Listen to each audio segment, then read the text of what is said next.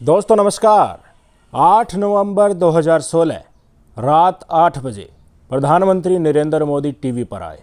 देश के नाम अपनी स्पीच में उन्होंने कहा कि रात 12 बजे से 1000 और 500 के नोट चलन से बाहर हो जाएंगे।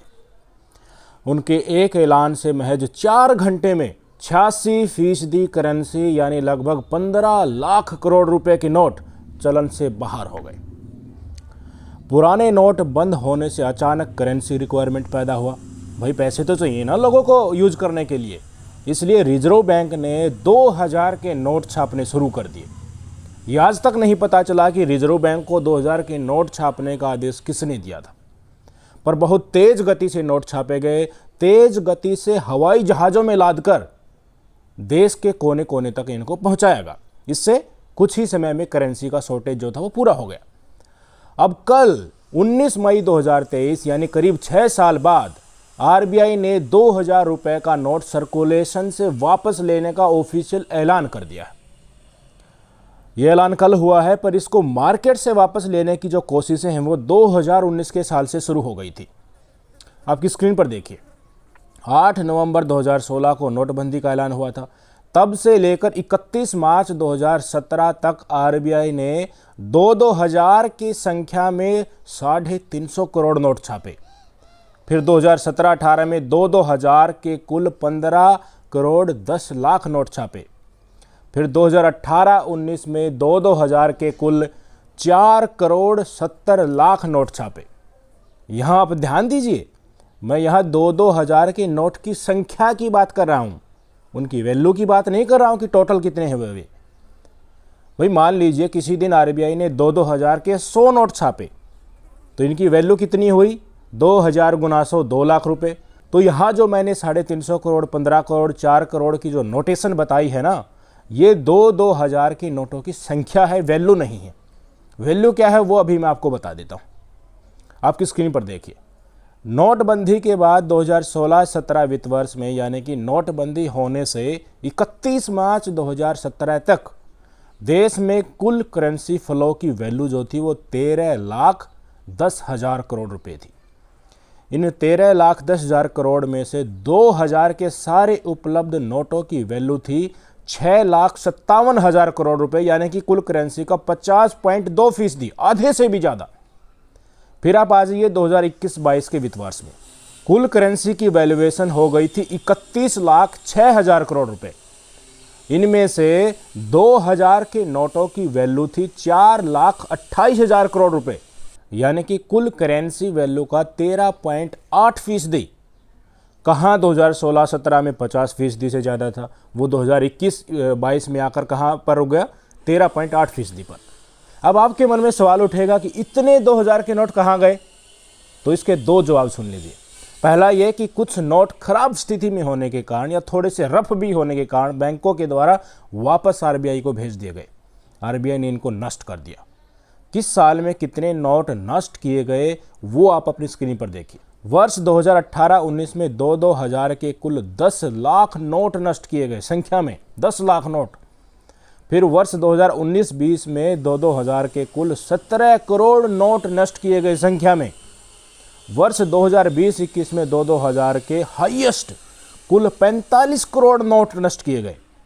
2021-22 में 2000 के कुल 38 करोड़ नोट संख्या में नष्ट किए गए। टोटल करें तो 2000 के कुल 100 करोड़ 10 लाख नोट नष्ट किए गए हैं आरबीआई के द्वारा। छापे कितने गए थे उनका भी हमने टोटल किया है। कुल नोट छापे गए थे 369 करोड़ 80 लाख नोट, यानी कि मार्केट में अब कितने बचे, इनको घटाएं तो नष्ट किए हुए थे उनको अलग करें तो 269 करोड़ 70 लाख नोट संख्या में मार्केट में होने चाहिए थे। वैल्यूएशन में देखें तो 5,39,400 करोड़ रुपया भारत देश में 2000 के नोटों के रूप में आज उपलब्ध होना चाहिए। 5,39,000 करोड़ रुपए एक बहुत बड़ा नंबर है, छोटी संख्या नहीं है। पर क्या इतना बड़ा नंबर होने के बावजूद भी आपको मार्केट में 2000 का नोट कहीं दिख रहा है? नहीं दिख रहा ना। एक आध नोट अगर दिख भी रहा है तो वो इसलिए कि वो हम और आप जैसे छोटे मोटे लोगों के बीच घूम रहा है, पूंजीपतियों के पास नहीं गया, इसलिए दिख रहा है। 2016 से लेकर अब तक 2000 का नोट काला धन एकत्रित करने वालों के पास बड़ी संख्या में पहुंच चुका है। वो छुपा लिया गया है, फ्रीज हो गया है। अब ये काला धन किसके पास होगा वो भी जान लीजिए, किसने इनको नोटों को इकट्ठा किया होगा। पहले तो मैं आपको स्पष्ट कर दूं कि 2000 के नोट को वापस लेने के इस फैसले से अब की बार 2016 की तरह जो नोटबंदी की अफरा तफरी मची थी वो नहीं मचेगी, क्योंकि अफरा तफरी मचाने वाले, लाइन में लगने वालों के पास अब 2000 के नोट है ही नहीं। रिजर्व बैंक ने 4 साल पहले ही इन नोटों की छपाई बंद कर दी थी। आम आदमी जिन एटीएम से ज़रूरत के लिए पैसे निकालता है, उन एटीएम ने लगभग साल भर पहले ही 2000 के नोट उगलने बंद कर दिए थे। 2000 के नोट अब उन्हीं अफसरों के पास हैं जो रिश्वत के भूखे रहते हैं, उन्हीं कारोबारियों के पास है जो टैक्स चुकाए बिना करोड़ों कमाने का लालच पाले रहते हैं। ये उन्हीं राजनीतिक पार्टियों के पास हैं जो उद्योगपतियों या कारोबारियों से बेहिसाब चंदा बटोरती हैं। सामान्य आदमी को तो अब इस गुलाबी नोट के दर्शन भी मुमकिन नहीं है। इसलिए दिक्कत तो भ्रष्ट अफसरों, भ्रष्ट व्यापारियों और राजनीतिक पार्टियों को होने वाली है। इन तीनों कैटेगरी में से वो लोग बच जाएंगे जो बीजेपी के पाले में हैं। आपको आज 2023 में ये तो क्लियर हो ही गया होगा कि इस देश में एक कानून को 2 तरह से लागू किया जाता है। जो बीजेपी के समर्थन में है उसके लिए अलग से वो कानून लागू होता है, जो विपक्ष के पाले में है उसके लिए वो असल मायने और बहुत सख्त रूप से वो कानून लागू होता है। तो अब की बार भी इस फैसले से विपक्ष को चारों तरफ से जो छोटे छोटे रूप में पैसों की फंडिंग हो रही है उस पर कुछ हद तक ताला लगाने का काम इस कदम के द्वारा किया जाएगा। आगे कई राज्यों में विधानसभा चुनाव भी आ रहे हैं, फिर लोकसभा चुनाव भी हैं, इसलिए विपक्ष को पैसे के लिए मोहताज होना पड़े इसकी व्यवस्था की जा रही है। जो व्यापारी बीजेपी को चंदा देते हैं, जो अफसर बीजेपी के लिए काम करते हैं, उनका बाल बाका नहीं होने वाला है। जो पकड़े जाएंगे उनका पैसा बीजेपी अपने खाते में डाल लेगी, आगे चुनाव में उसका इस्तेमाल करेगी। रही बात कार्रवाई की तो वो चेहरा देखकर किया जाएगा कि ये किसके पाले में है। विपक्ष से संबंधित कोई होगा उसको बख्शा नहीं जाएगा। एक अडानी आज डूब गया है, उससे अब पल्ला झाड़ने का वक्त आ गया है, तो कई छोटे छोटे अडानियों को टटोल कर बीजेपी अपने पक्ष में लाना चाहती है ताकि फंडिंग बराबर चलती रहे, ऑपरेशन लोटस चलाता रहे, चुनी हुई सरकार को गिरा सके, जनता नहीं भी चुने तो भी हमारी सरकार बन सके। तो अब सारी चीज़ों को एक टेबल पर रख कर देखें तो 2000 के नोट को चलन से बाहर करने का फैसला नैतिक रूप से किसी भी एंगल से आज 2023 में जायज़ नहीं ठहराया जा सकता। इसके स्पष्ट कारण हैं। देखिए, आम आदमी पर इसका कोई बुरा प्रभाव नहीं पड़ेगा। जब काला धन खत्म ही करना था तो 2016 में 500 और 1000 का नोट बंद करे, 2000 का नोट क्यों लाया गया भाई? नोट जितने छोटे यानी कम रकम के होंगे, काले धन पर उतना ही अंकुश लग पाएगा, ये सबको पता है। ऐसे में जब आप 2000 का नोट जारी कर रहे हैं तो इससे बड़ा गलत फैसला कोई हो ही नहीं सकता। अगर जारी करना गलत फैसला था तो उसको चलन से बाहर करने को कैसे आप सही ठहरा सकते हैं? ये फैसला सिर्फ और सिर्फ एक तरह की भूल सुधार ही है और कुछ नहीं है। अब इस भूल सुधार पर भी सरकार इसलिए आई है क्योंकि आगे लोकसभा चुनाव है, 4 बड़े राज्यों में विधानसभा चुनाव भी होने वाले हैं। एक तरफ विपक्ष की फंडिंग को रोककर उसको चुनावी हार देने की चाल है, तो दूसरी तरफ थोड़ी लोकप्रियता हासिल करने के लिए भी यह फैसला लिया गया है। दरअसल 2000 के नोट इस वक्त केवल करोड़पतियों, अरबपतियों के पास ही हैं। ये हमें भी पता है, सरकार को भी पता है, आम जन को पता है। और हम हिंदुस्तानियों की आदत है, पैसे वाले परेशान होते हैं तो हमें आत्मिक खुशी मिलती है। जब आम आदमी को आत्मिक खुशी मिलती है तो इस खुशी से वोट निकल कर आते हैं। इन्हीं वोट को सरकार टटोल रही है। सरकार यही चाहती है। आपको ध्यान भी होगा कि कई साल हो गए मोदी जी ने कोई भयंकर जुमला नहीं फेंका जिससे सब कुछ एक पाले में बिंध जाए, जिसमें देश की सारी जनता में एक साथ मोदी जी का नाम चर्चा में आने लगे। तो अब ये कदम उसी तरह की कवायद है जो नोटबंदी और कोरोना में ताली थाली बजाने की थी, उसी टाइप का। ये अब की बार मोदी जी के मुख से इसलिए नहीं कहलवाया गया क्योंकि मोदी सरकार को पता चल चुका है कि देश की जनता को अब और ज़्यादा बेवकूफ़ मोदी के चेहरे से कुछ भी कहलवा कर नहीं बनाया जा सकता। देश की जनता आज अगर जागरूक नहीं होती तो इस 2000 के नोट को वापस लेने का ऐलान भी खुद मोदी जी ही अपने मुख से अपने तमाम गाजीबाजी के साथ करते।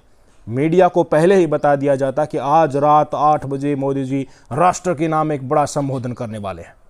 फिर मीडिया में बड़ी बड़ी हेडलाइन चल रही होती, 8 बजे के लिए टाइम का काउंटडाउन चल रहा होता। 2000 के नोट में जो चिप थी अब वो एक्सपायर हो गई है, इसलिए नोट वापस लिए जा रहे हैं। ये तमाम चीज़ें गोदी मीडिया और पालतू गुर्गे प्रूफ कर रहे होते टीवी पर। खैर शुक्र है आज इस देश की जनता ने मोदी साहब को सिखा दिया है कि अब वो जुमलों की हेराफेरी में आने वाली नहीं है। ये सही मायने में देश की जनता की जीत भी है साथियों। बीजेपी जैसे घमंडी राजनीतिक पार्टी को भी अब अपने राजनीतिक ढंग में बदलाव करने के लिए मजबूर होना पड़ रहा है, तो ये देश की जीत ही है। और मजबूर इसलिए होना पड़ रहा है कि 2016 के बाद नोटबंदी का इस देश को फायदा हुआ या नुकसान, इस पर देश की जनता जानने के लिए उत्सुक थी। और अब उसको नोटबंदी के साथ साथ तमाम दूसरे जुमलों की भी सच्चाई पता चल चुकी है।